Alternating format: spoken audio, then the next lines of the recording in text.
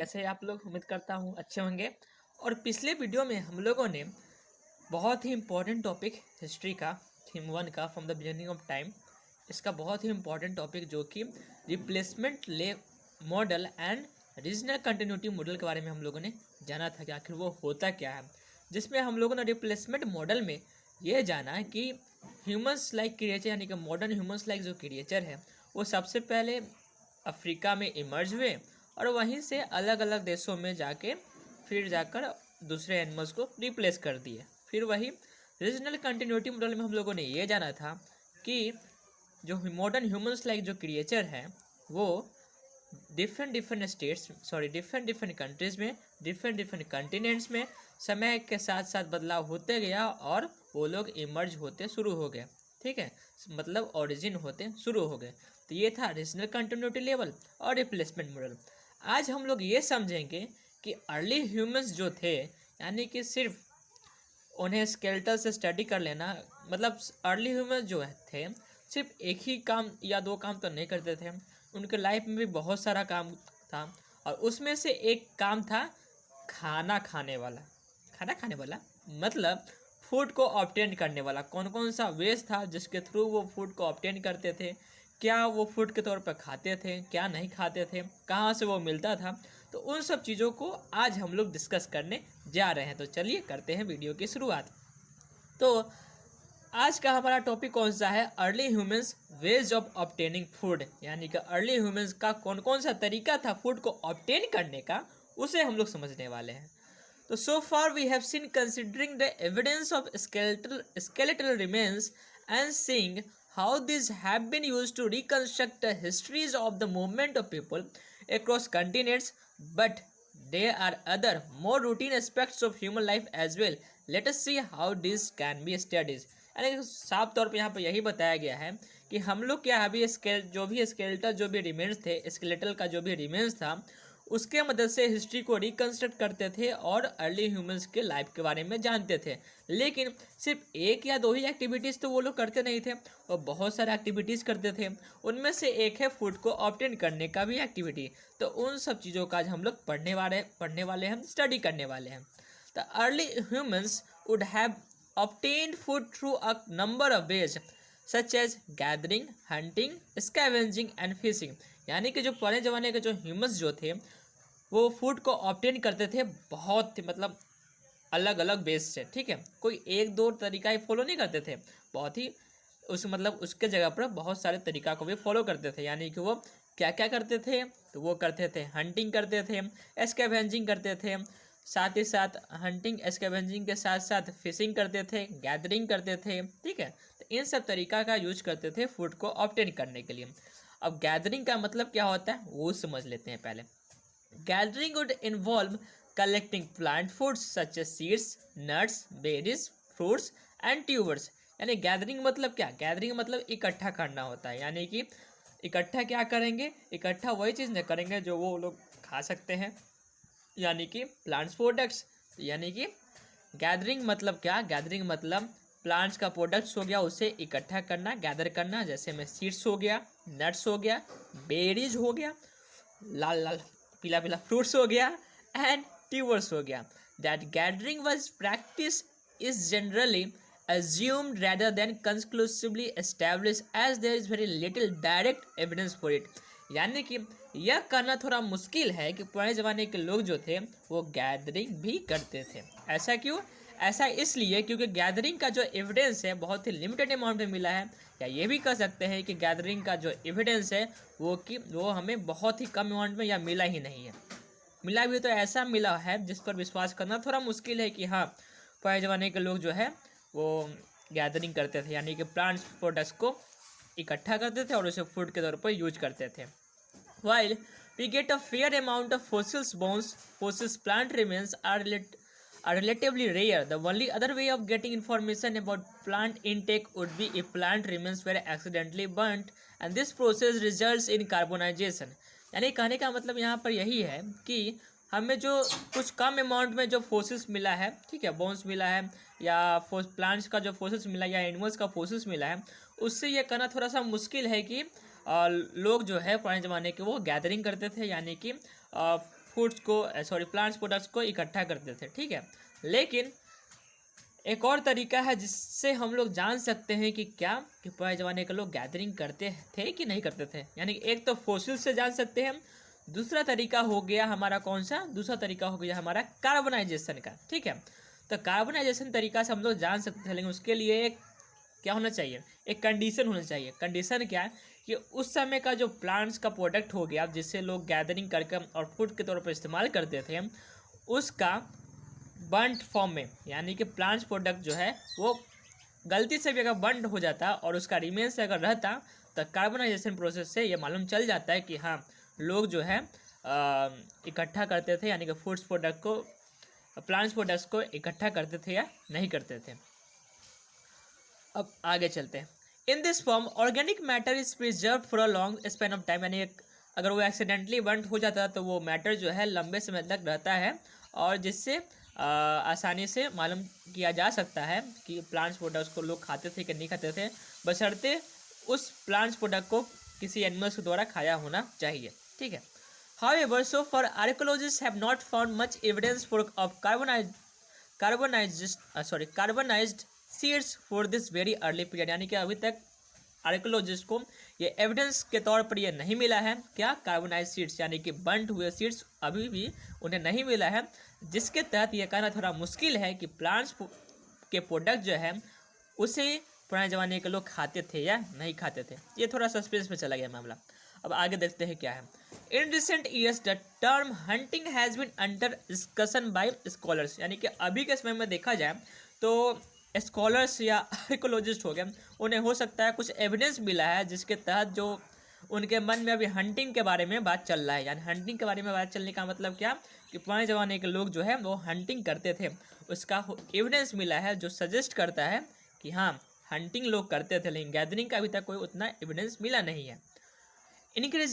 Increasingly, it is being suggested that the early hominids scavenged or foraged for meat and marrow from the carcasses of animals that had died naturally or had been killed by other predators। यानी कहने का मतलब ये है कि hunting का तो evidence मिला ही है, साथ ही साथ हमें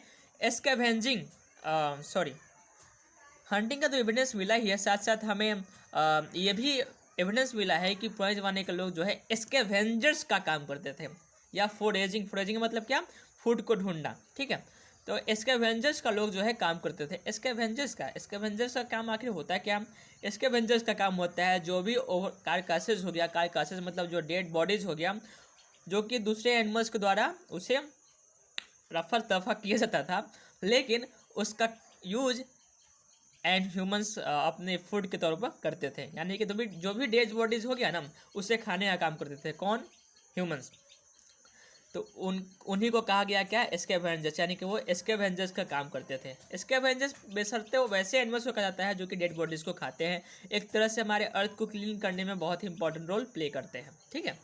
तो ऐसा एविडेंस मिला है क्या, ऐसा एविडेंस ये मिला है कि पुराने ज़माने के जो लोग थे वो स्कैवेंजर्स का काम करते थे, ठीक है।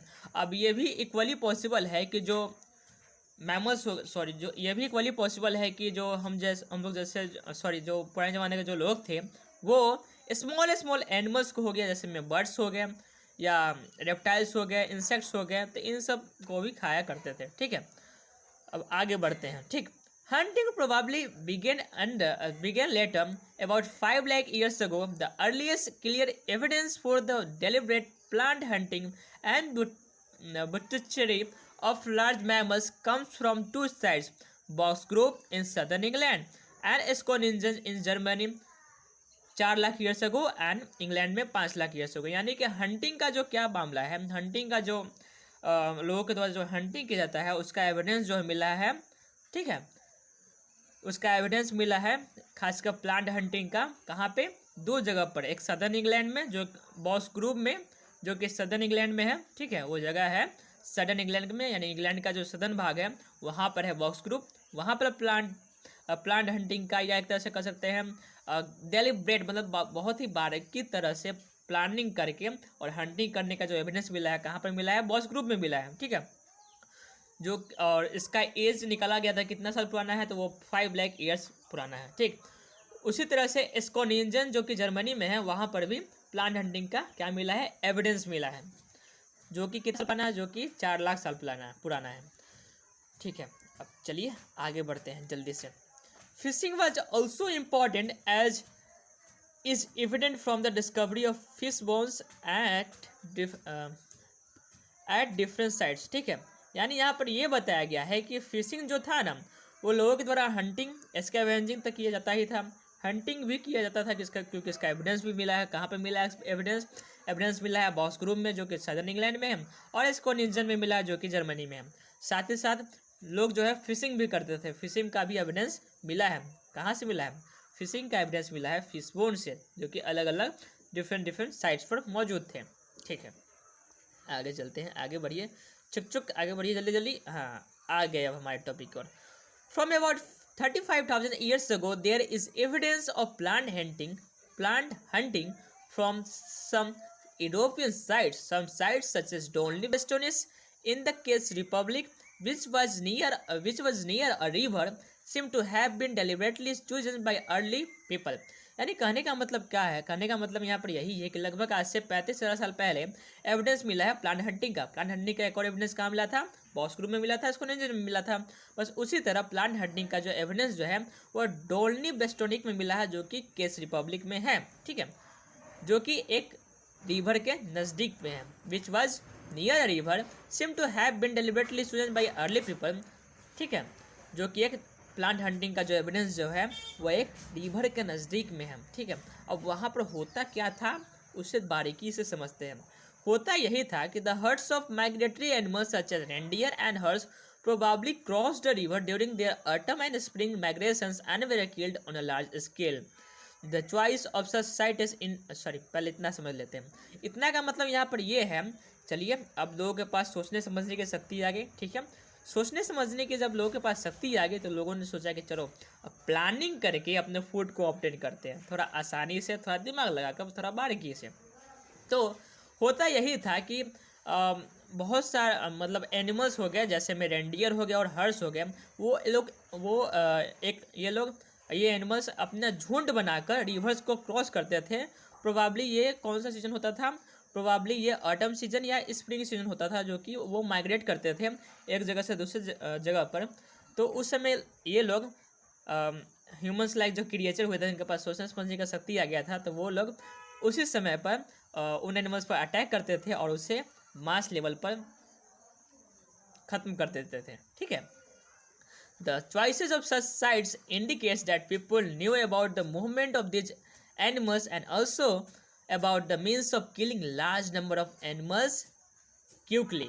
यानी कि इससे हमें यह मालूम चलता है, ठीक है, इससे हम लोगों को यह मालूम चलता है पुराने ज़माने के लोगों के बारे में, कि लोगों को यह मालूम था कि ये एनिमल्स जो है इस सीज़न में मूव करेंगे इस जगह पे दूसरे जगह पर बहुत ही लार्ज स्केल में। साथ ही साथ लोगों को वो टेक्निक मालूम था जिससे वो एनिमल्स को लार्ज नंबर्स में किल कर सके। ठीक है, ये दो चीज़ उन्हें मालूम चल गया था। हम लोग ये इससे यह मालूम चलता है। ठीक है, पहला यही था मालूम चला, क्या पहले यही मालूम चला कि एनिमल्स जो है वो बहुत ही लार्ज स्केल पर और इस सीज़न में यानी कि स्प्रिंग सीजन में और ऑटम सीजन में क्रॉस करेंगे रिवर को। और दूसरा ये मालूम चला कि एनिमल्स को लार्ज स्केल पर कैसे मारना है, उस टेक्निक का उन्हें मालूम चल गया था। ठीक, अब और आगे चलते हैं। Did men and women have different roles in gathering, scavenging, hunting and fishing. यानी यहाँ पर ये क्वेश्चन पूछा गया है, क्या मैन और वुमेन का अलग अलग रोल्स था गैदरिंग करने में। गैदरिंग मतलब क्या, गैदरिंग मतलब प्लांट्स प्रोडक्ट को इकट्ठा करना, जैसे में सीड्स हो गया, ट्यूबर्स हो गया, फ्रूट्स हो गया, एक्सेट्रा। फिर स्कैवेंजिंग करने का मतलब क्या, स्कैवेंजिंग करने का मतलब ये हुआ कि जो भी एनिमल्स जो कि दूसरे एनिमल्स के द्वारा उनका रफा दफा कर दिया गया, तो उसे खाने का काम हम ह्यूमंस ने, पुराने ज़माने के ह्यूमंस ने किया। तो स्कैवेंजिंग करने का मतलब वो हो गया, यानी कि अर्थ को क्लीन करने का काम। कैसे क्लीन करने का मतलब, एनिमल्स को खाकर क्लीन करने का काम। फिर हंटिंग के बारे में जानते ही है, और फिशिंग मतलब भी आप लोग जानते ही हैं। तो क्या इसमें मेन और वुमेन का दोनों का अलग अलग रोल था इन सब प्रोसेस में? We do not really know, इसके बारे में हम लोग को जानकारी ही नहीं है। आर्कियोलॉजिस्ट को ये मालूम ही नहीं चला कि क्या सच में मैन और वुमेन का दोनों का अलग अलग रोल था इन सब प्रोसेस में। Today we find societies that live hunting and gathering. आज हम लोगों को वैसा सोसाइटी देखने को मिलता है जो कि हंटिंग भी करते हैं और साथ साथ चीज़ों को इकट्ठा भी करते हैं। Where women and men undertake a range of different activities, जहाँ पर मेन और वोमेन हर लोगों का अलग अलग एक्टिविटीज़ होता है और वो लोग अपना अपना एक्टिविटीज़ करते थे। ठीक है, मतलब हर लोग का अपना अपना काम होता है और उन कामों को वो लोग करते हैं, यानी कि मेन भी करते हैं और वुमेन भी करती है। But as we will see later in this but as we will see later in this chapter it is not always possible to suggest parallels with the past. लेकिन जैसा कि हम लोग आगे पढ़ेंगे इस चैप्टर में, तब हम लोग को मालूम यह चलेगा कि जैसा अभी का जो सोसाइटी है वैसा सोसाइटी पास्ट में शायद नहीं था, क्योंकि उस समय का कंडीशन दूसरा था, अभी का कंडीशन दूसरा, अभी का इन्वायरमेंट दूसरा है। तो बहुत सारा फैक्टर जो है जो कि इंपॉर्टेंट रोल प्ले करता है इन सब चीज़ों को डिसाइड करने में। तो चलिए आज के वीडियो में फ़िलहाल इतना ही। Thank you, bye bye.